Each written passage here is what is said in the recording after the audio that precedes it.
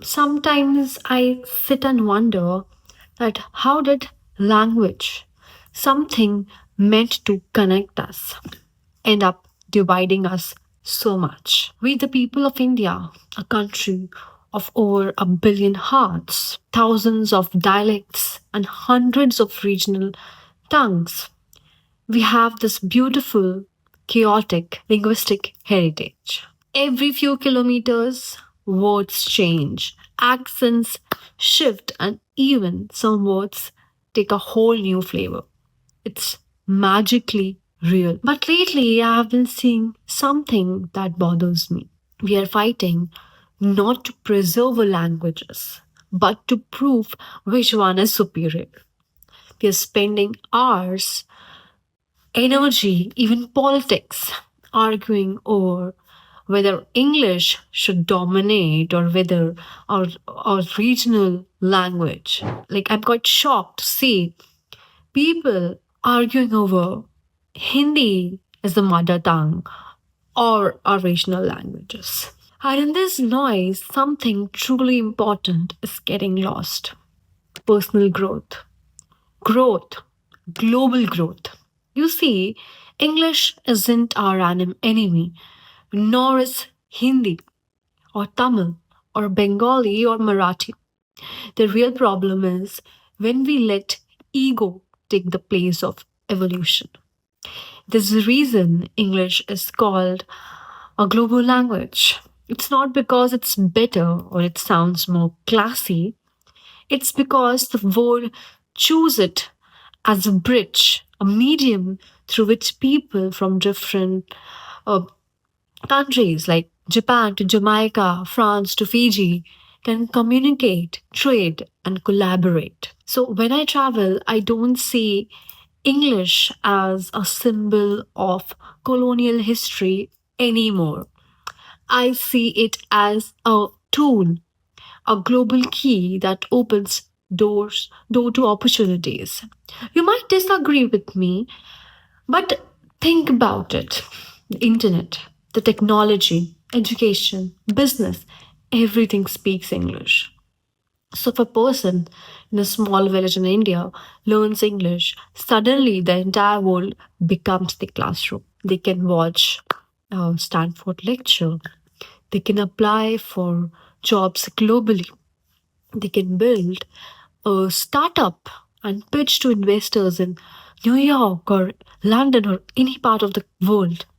And that's the beauty of it. It's empowering, not enslaving. But here's the irony: instead of embracing this tool, we often start fighting about whose language should dominate. We say, oh, Hindi is being imposed, or why we can't stick to our mother tongue, or even why are we still obsessed with English? It's colonial. And I understand that emotion. I really do. But language is not about identity anymore, it's about access.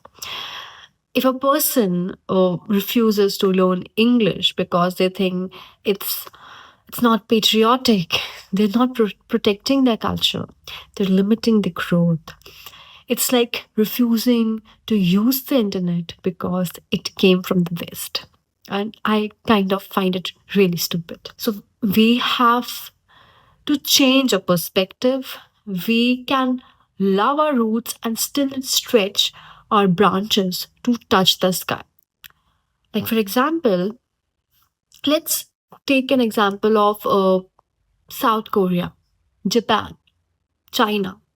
These nations have immense pride in their language and traditions, yet they invest in English and English education because they know what it means for the youth, for the country, for the economy, for the place in the global stage. Then why should India be any different? Our strength has always been our adaptability, our ability to absorb, to learn, to evolve. And English is not a threat to that. In fact, it is a tool to evolution. But I'm not saying we abandon our mother tongues, not at all. In fact, regional languages are our cultural soul. They carry our history, our poetry, our emotion. But what I'm saying is don't weaponize them. Don't turn a beautiful language into a battlefield. We can read Shakespeare and Prem Chand and Rumi and Rahman all in the same breath. We can speak English fluently in a meeting and then call our mother Amma or Ma or I with the same laugh. That's what make us Indian. When we are not either or we are both. So instead of wasting time on who speaks what, let's talk about who's learning, who's growing, who's building themselves. Because no matter what language you speak, the world respects skills. So if you can code, create, innovate, lead, it won't matter whether your grammar is perfect.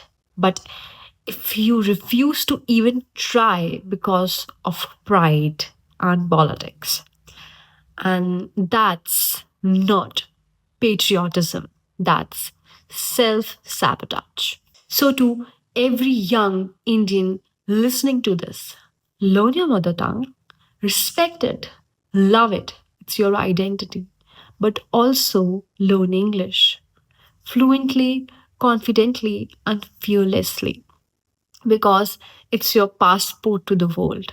We can be proud Indian and globally fluent. We can preserve our roots while growing our wings. Language should never be a wall, it should be a bridge. And if English is the bridge that connects us globally around the world through global knowledge, let's walk onto it, not fight over it.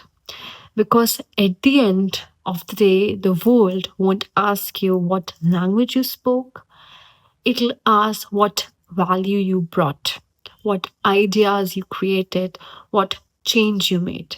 And that's the language that truly matters.